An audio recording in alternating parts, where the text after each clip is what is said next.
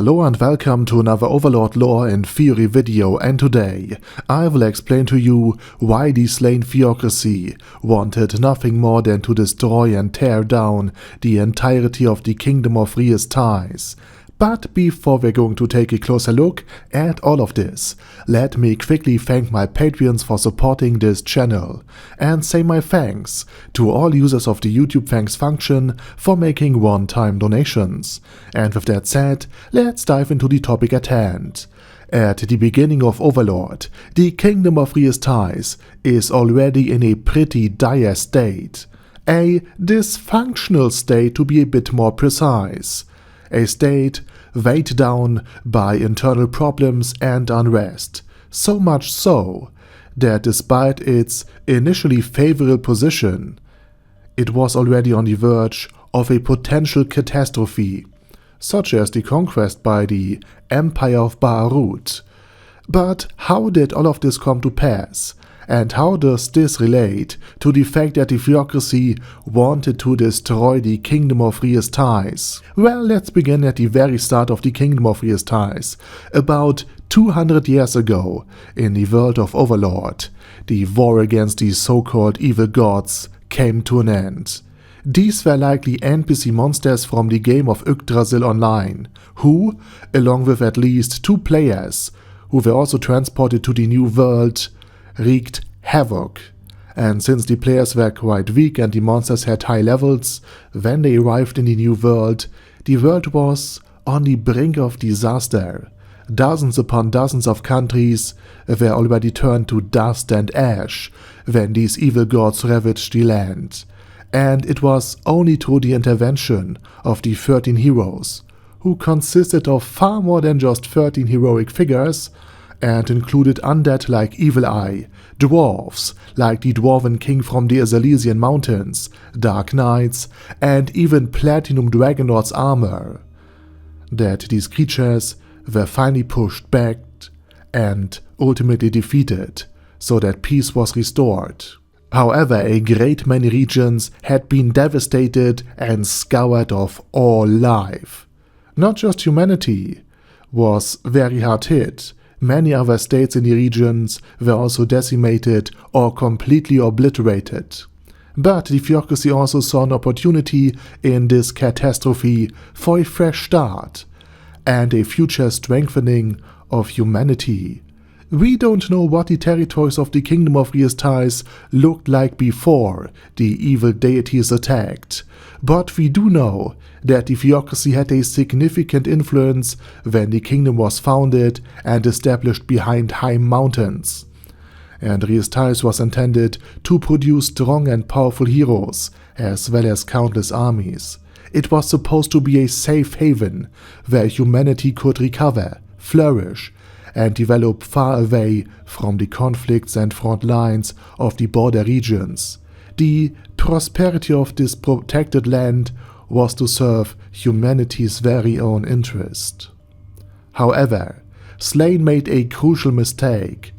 They made the assumption about others, how they would behave, and what their motives would be, without realizing why Slane is the way it is. The Theocracy is composed of devout people who know they must fight for their place in the world. They are willing to accept economic constraint for their faith and mission, because the 6 players that had founded the Theocracy 600 years ago told them that humanity was destined to rule the world, and that humanity needs to protect itself, and the faith held strong. Even when Slane was occupied by the 8 Great Kings, the faith still survived. And now, 600 years after, the population is still ready to fight and even die for their faith and their state. They are all united by something higher than economic power or prosperity or petty feuds. Even the higher government officials and leader of Slane aren't paid. They do what they do for the greater good of humanity. It's something they are willing to give their lives for, if necessary, even if it means enduring significant personal sacrifice and hardship. For example, they could have their conference room cleaned by spells within seconds. However, before every meeting they clean the room themselves. And again, stress this, these are the highest leaders of the theocracy we are talking about. But still, they are scrubbing the floors, wiping the windows, and dusting with the help of magical devices, leaving themselves dirty and sweating. They make it clear to themselves through this religious ritual again and again that their position is not secure, that humanity is not secure, and that their secure conference room as well as their power must be continuously earned and defended with their own hard labor. Moreover, the Slane theocracy borders the great forest of Avasha, home to the elf kingdom, its elf king, and to many violent monstrous beasts to the west. They send aid to the Dragon Kingdom in its battle against the beastmen who devour and eat humans alive in the east, and they simultaneously fought against the demi-humans and heteromorphs of Rebellion to the northwest. They had to defend themselves and protect humanity from monstrous threats repeatedly.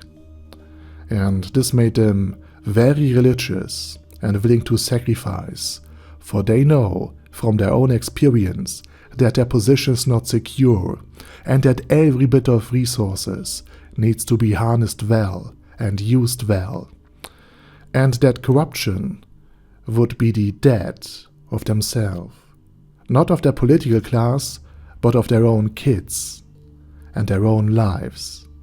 They can't afford weakness, because they are in a constant struggle for survival. But the Kingdom of Riestais didn't have this problem. To the north, there was only the sea and the state of Arkland. To the west, another sea bordered the kingdom, and the south and the east were bordered by the Theocracy of Slane and the Baharut Empire. Even these two human nations couldn't invade the kingdom easily, as high mountains protected it.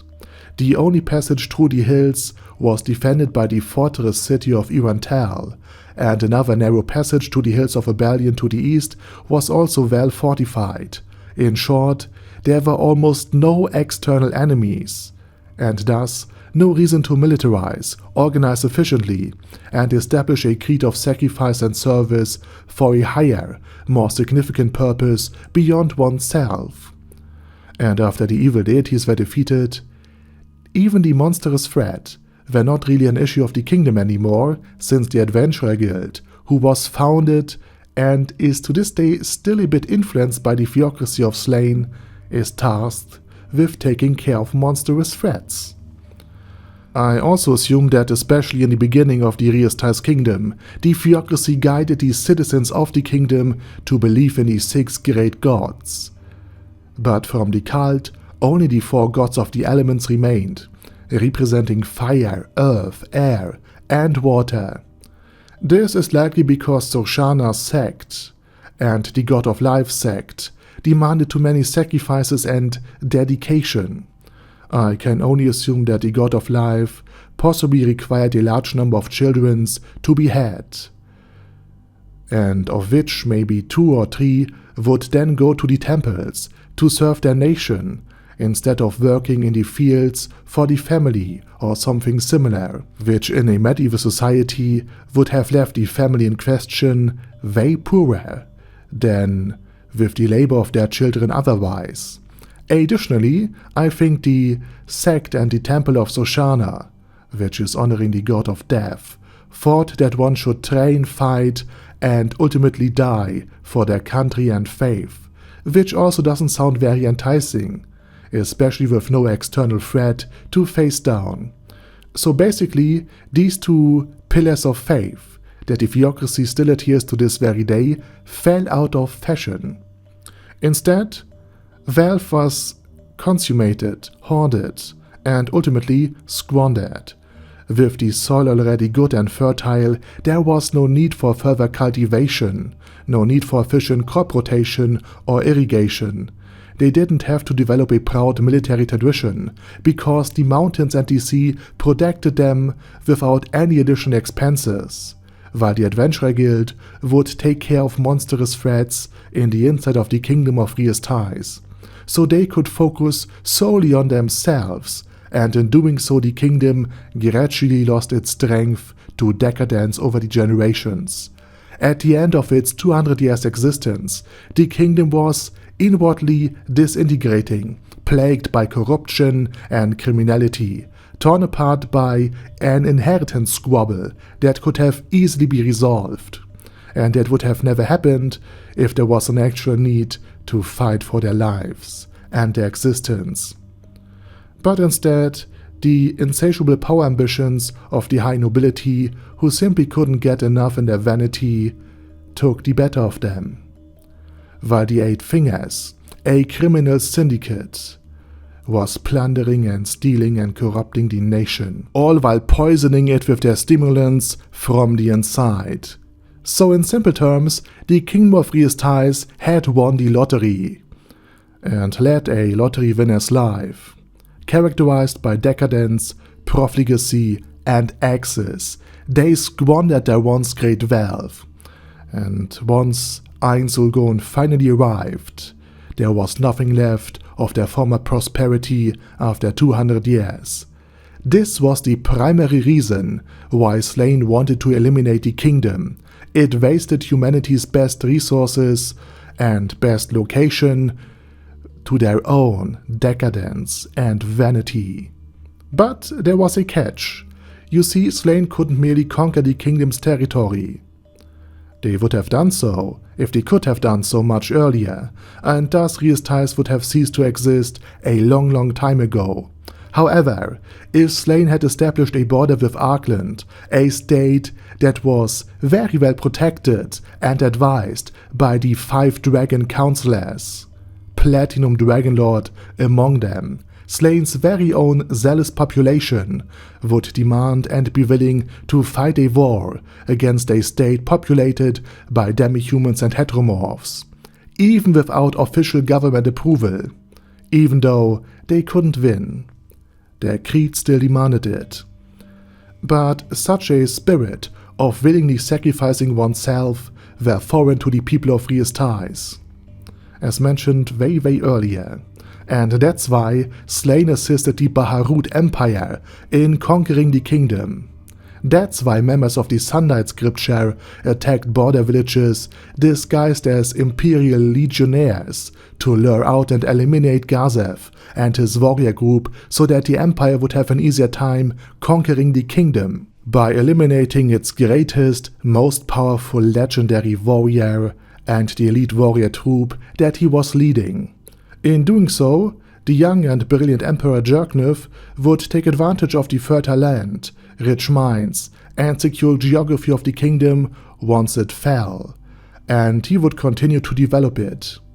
Given that the core area of the empire has an insecure border, and even now is sending aid to the Dragon Kingdom under Draudilon Auriculus against the invading demi-humans, he would value the resources, and he would know that the resources would be needed for defense. The eastern border of the empire, now enlarged with the kingdom's territories, would continuously call for reinforcements, material, and the Imperial Legion's efforts, and the secure western part would be what the Theocracy had always wanted. It would become the epicenter of humanity's military recruitment and education, where powerful heroes, grand rituals, legendary weapons, and countless armies could be forged and mobilized to confront the enemies of humanity, and thus gradually pushing the boundary between humans and monsters eastward, so that one day humanity could conquer all and live in peace among its own kind. And that's why Slane wanted to eliminate the Kingdom of Theocracy and have it conquered by the Baharut Empire, to strengthen humanity.